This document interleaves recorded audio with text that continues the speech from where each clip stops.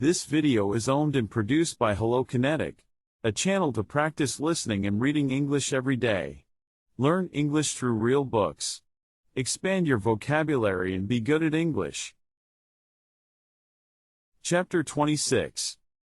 The Mex had a black and white check sport shirt, heavily pleated black slacks without a belt, two-tone black and white buckskin shoes, spotlessly clean.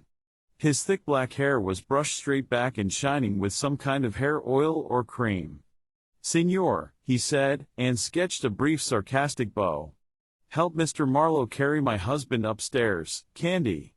He fell and hurt himself a little. I'm sorry to trouble you." "De nada, señora," Candy said, smiling. "I think I'll say good night," she said to me. "I'm tired out. Candy will get you anything you want." She went slowly up the stairs. Candy and I watched her. "Some doll," he said confidentially. "You stay the night?"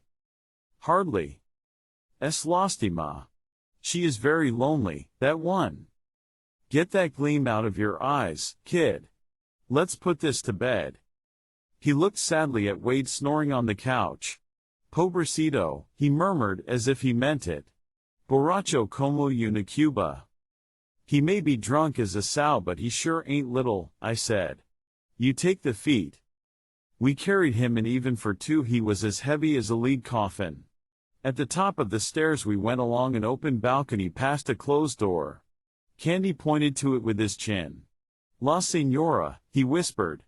"You knock very light, maybe she let you in." I didn't say anything because I needed him. We went on with the carcass and turned in at another door and dumped him on the bed. Then I took hold of Candy's arm high up near the shoulder where Dugan fingers can hurt. I made mine hurt him. He winced a little and then his face set hard. "What's your name, Cholo?" "Take your hand off me," he snapped. "And don't call me a cholo. I'm no wetback. My name is Juan Garcia de Soto y Sotomayor. I am Chileno." "Okay, Don Juan. Just don't get out of line around here. Keep your nose and mouth clean when you talk about the people you work for." He jerked loose and stepped back, his black eyes hot with anger. His hand slipped inside his shirt and came out with a long thin knife. He balanced it by the point on the heel of his hand, hardly even glancing at it. Then he dropped the hand and caught the handle of the knife while it hung in the air. It was done very fast and without any apparent effort. His hand went up to shoulder height, then snapped forward and the knife sailed through the air and hung quivering in the wood of the window frame. "Cuidado, señor," he said with a sharp sneer. "And keep your paws to yourself. Nobody fools with me." He walked lightly across the room and plucked the knife out of the wood, tossed it in the air, spun on his toes and caught it behind him. With a snap it disappeared under his shirt. "Neat," I said, "but just a little on the gaudy side." He strolled up to me smiling derisively. "And it might get you a broken elbow," I said. "Like this." I took hold of his right wrist, jerked him off balance, swung to one side and a little behind him, and brought my bent forearm up under the back of his elbow joint.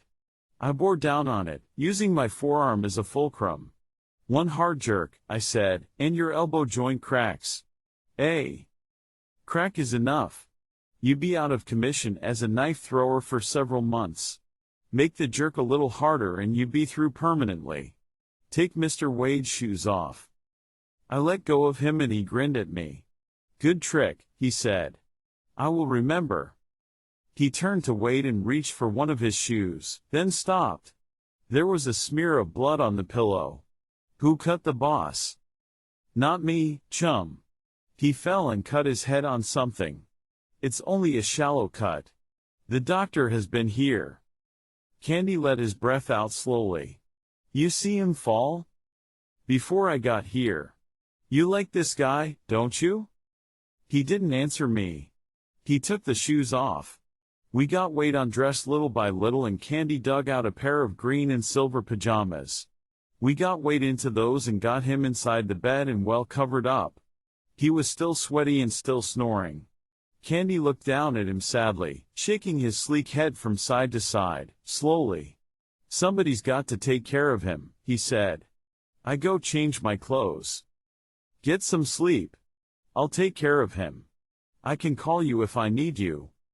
He faced me. You better take care of him good, he said in a quiet voice. Very good. He went out of the room. I went into the bathroom and got a wet washcloth and a heavy towel. I turned Wade over a little and spread the towel on the pillow and washed the blood off his head gently so as not to start the bleeding again. Then I could see a sharp shallow cut about 2 inches long. It was nothing. Dr. Loring had been right that much. It wouldn't have hurt to stitch it, but it probably was not really necessary.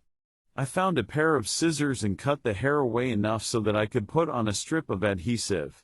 Then I turned him on his back and washed his face. I guess that was a mistake. He opened his eyes.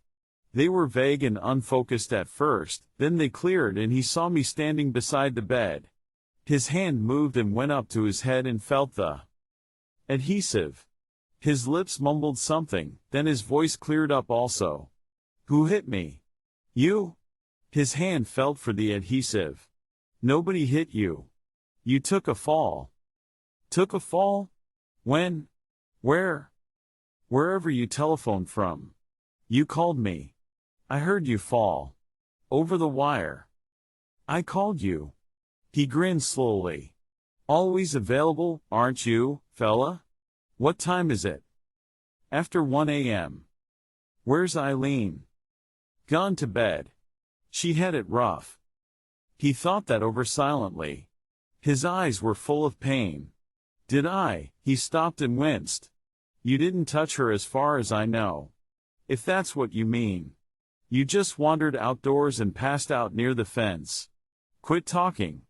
Go to sleep. Sleep, he said quietly and slowly, like a child reciting its lesson.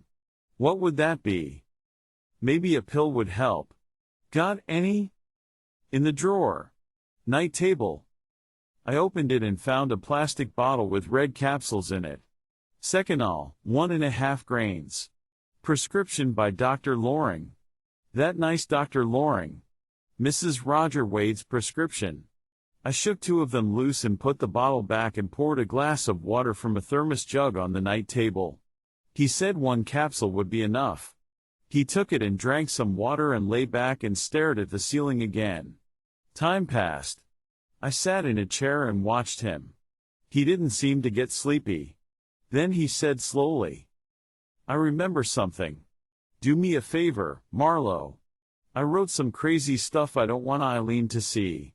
It's on top of the typewriter under the cover. Tear it up for me. Sure. That all you remember? Eileen is all right. Positive about that? Yes. She's just tired. Let it ride, Wade. Stop thinking.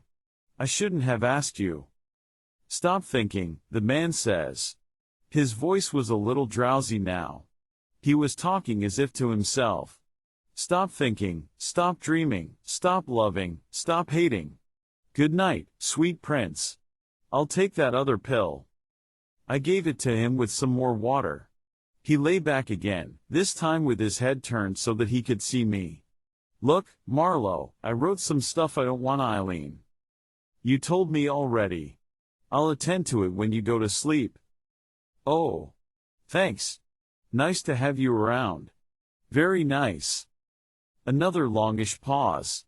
His eyelids were getting heavy. Ever kill a man, Marlowe? Yes.